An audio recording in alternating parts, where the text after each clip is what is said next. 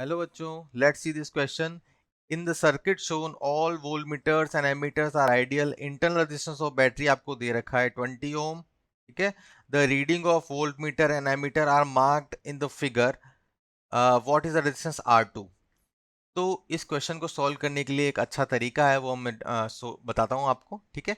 तो पहले सर्किट को मैं रीड्रॉ करूंगा ताकि मैं इसको अच्छे से मार्किंग कर पाऊँ. ये आपके पास 60 वोल्ट हो गया. ये आपके पास हो गया आपके पास R1.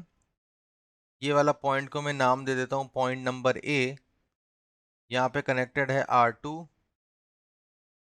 वोल्ट मीटर आपका यहाँ पे कनेक्टेड है, इसको मैंने नाम दे दिया पॉइंट नंबर बी. ये आपके पास हो गया R3.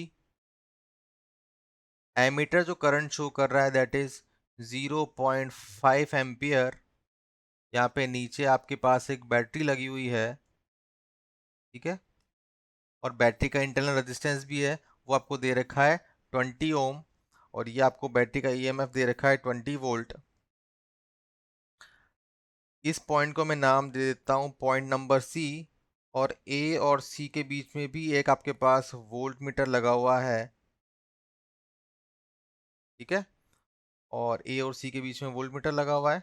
और ये सर्किट आपका हुआ कंप्लीट इस तरह से. ठीक है. ये सर्किट बना. अब सर्किट में मैंने क्या किया, मैंने दिमाग लगाया. क्या दिमाग लगाया, मैंने इस वाले पॉइंट को पॉइंट ओ को रेफरेंस पॉइंट ले लिया और इसकी कर दी अर्थिंग. तो ये ऑटोमेटिकली हो गया 0 वोल्ट. ठीक. अब बैटरी से जो करंट निकल रहा होगा वो इस डायरेक्शन में निकल रहा होगा और यहां से लौट के आ रहा होगा. बैटरी का करंट कितना दे रखा है आपको, ये दे रखा है 0.5 एम्पियर. ठीक है. अच्छा, ये पॉइंट अगर सी है, कंडक्टिंग वायर से अटैच्ड है, तो ये वाला पॉइंट भी सी कहलाया, ये वाला पॉइंट भी सी कहलाया. ठीक है. इतना मैंने मार्किंग करके रख दी है. अब जो ये वाला रजिस्टर वोल्ट मीटर था नीचे वाला, ये आपको शो कर रहा है 90 वोल्ट. ठीक है. तो आपको कुछ चीज़ें पहले से पता है, वो मैं आपको यहाँ पे लिख देता हूँ.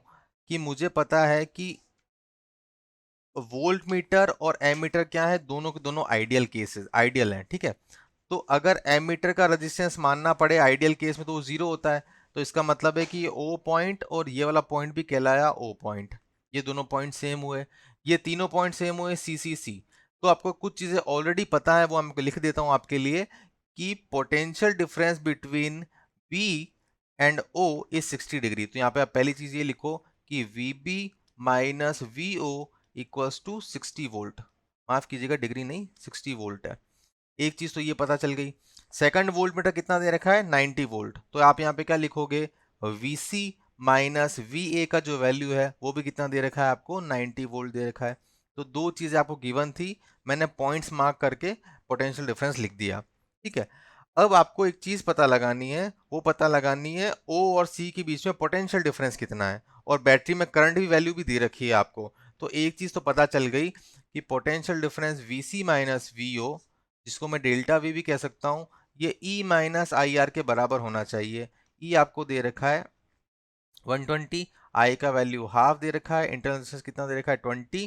तो ये आपके पास आ गया 110 वोल्ट. क्योंकि मैंने VO को रेफरेंस माना था, तो यहाँ पे VC का जो वैल्यू आ जाएगा वो कितना आ जाएगा, 110 वोल्ट आ गया. तो अब आप देखो आसानी से को क्वेश्चन में मार्क कर पाओगे कि VC का वैल्यू कितना आया, 110 वोल्ट. तो यहाँ पे भी कितना हो गया, 110 वोल्ट. ठीक है. अब आपको क्या क्या दे रखा है वो एग्जामिन करते हैं हम लोग. Vc का वैल्यू आपको दे रखा है 1110 वोल्ट. तो आपके पास तीन इक्वेशन हो गई, इक्वेशन नंबर 1, 2 एंड 3. क्या यहां से आप वैल्यू निकाल सकते हो कि B पे कितना पोटेंशियल होगा, A पे कितना पोटेंशियल होगा, बिल्कुल निकाल सकते हैं, हम निकाल के देखेंगे. तो अगर C का वोल्टेज आपको दे रखा है 110 वोल्ट, तो ऑटोमेटिकली A का जो पोटेंशियल हो जाएगा, VA का पोटेंशियल हो जाएगा, वो आ जाएगा 20 वोल्ट. ठीक है. क्योंकि इन दोनों के बीच का डिफरेंस कितना था, 90 वोल्ट का डिफरेंस था. ठीक है. अच्छा, O का अगर पोटेंशियल जीरो है तो B का पोटेंशियल कितना हो गया, 60 वोल्ट. तो ये भी पता चल गया कि as VO equal to 0 volt जो हमने रेफरेंस लिया था, VB का पोटेंशियल आपके पास हो जाएगा 60 वोल्ट. ठीक है. बस हमारा क्वेश्चन अब सॉल्व होने वाला है. जो आपका रेजिस्टेंस लगा हुआ था, रेजिस्टेंस कौन सा वाला, रेजिस्टेंस R2 जो लगा हुआ है, R2, resistance R2 is connected between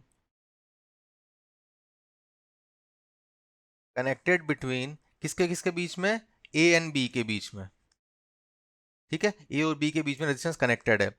चलिए अब हो चुका है क्वेश्चन आसान। अब मैं केवल ये बना रहा हूं, ये मेरा पॉइंट ए है, ये रेजिस्टेंस R2 है और ये वाला पॉइंट बी है।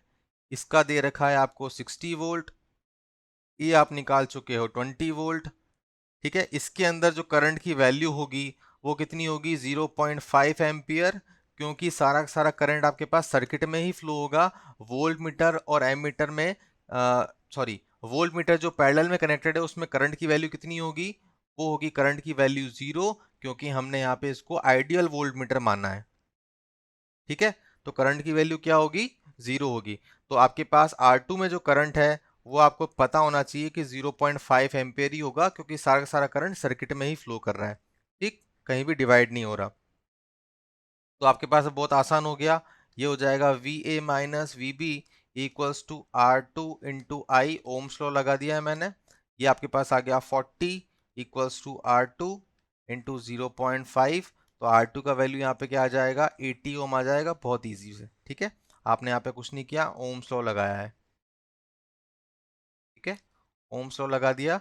आपको याद क्या करना है, आपको याद ये करना है कि 3 इक्वेशन आपको बनानी पड़ेगी, और ये जो मैंने रेफरेंस लिया था अर्थिंग का, ठीक है, ये बहुत इंपॉर्टेंट पॉइंट है इस क्वेश्चन को सॉल्व करने के लिए, ठीक है।